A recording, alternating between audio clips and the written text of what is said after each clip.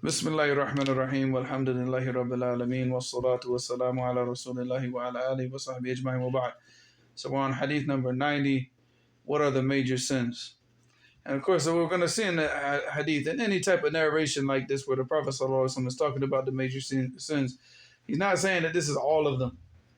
This is not to say that this is all of them, but what he does is he mentions the most important things for certain people at a certain time, the things that the people are maybe having issues with or something that they need to hear, something that they might need to fix, at that time.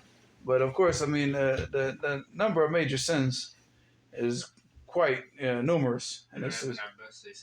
And no, I mean, to sit there, see, the easiest thing to do is to understand what are the wabath, like what are the specifics that makes this a major sin, than to sit there and count how many there are. Because, I mean, you'd have to go through the Quran and the Sunnah, and Allah knows best how many there are.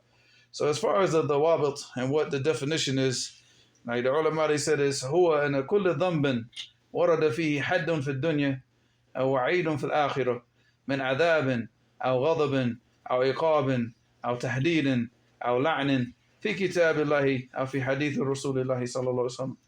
So this definition of what a kabira is, of what a major sin is what is every sin that warada fihi, like that is mentioned with a punishment in the dunya, with a haddun. A haddun is like from the hudud, which means that this is a punishment, like for drinking alcohol, fornicating, things like this. Okay, so wa'idun fil akhirah, or a promise of a punishment in the next life.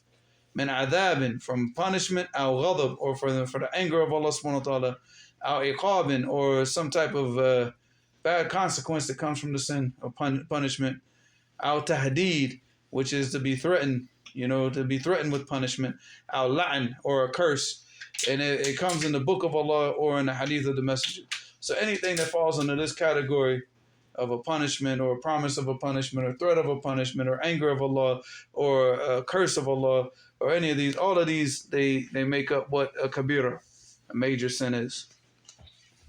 All right, so in this hadith, and Abdullah ibn Amr ibn al-As radiyallahu anhuma, عن النبي صلى الله عليه وسلم قال الكبائر الإشراك بالله وعقوق الوالدين يرحمك الله وعقوق الوالدين وقتل النفس واليمين الغموس. So here Abdullah ibn Amr ibn al-As radiyallahu anhuma, he mentioned that the Prophet sallallahu alaihi wasallam said al-kaba'ir. So he mentioned that these are the major sins. Al-ishraku billah, and this is the most major of all sins. All right. So from amongst the kaba'ir, as we see, because ishrak is something that takes a person out of Islam. So there are sins that take a person out of Islam, and the majority, but the understanding of what the kaba'ir are, from drinking alcohol and things like this, does not take a person out of Islam. Regardless of what the Khawarij say, unless the person becomes what? Yeah, he makes it halal. He says, no, it's permissible to drink, or it's permissible to fornicate. And in that case, then that takes a person out of Islam. All right, so al-ishraku billah is associate partners in worship with Allah subhanahu wa ta'ala. Wa uquq al-walidain, and to cut off the ties, and to disrespect and disobey your parents. وَقَتْلُ النَّفْسِ, all right, and to kill a person. Obviously, to kill somebody who is not deserving of it. Now, this doesn't mean that a person, in self-defense, he kills somebody, and this is from the kaba'ir.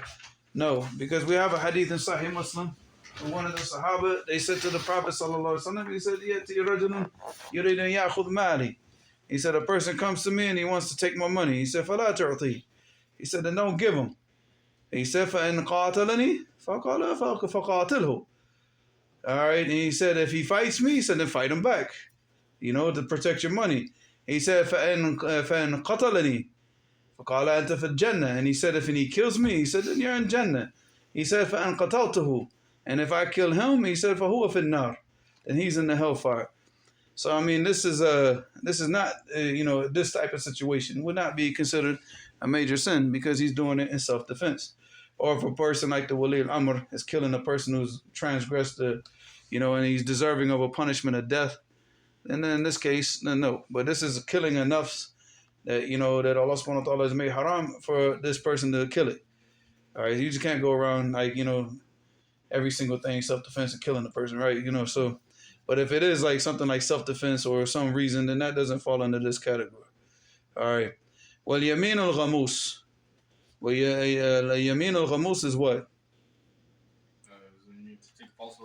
Yeah, to use your oath, and to get what you're trying to get.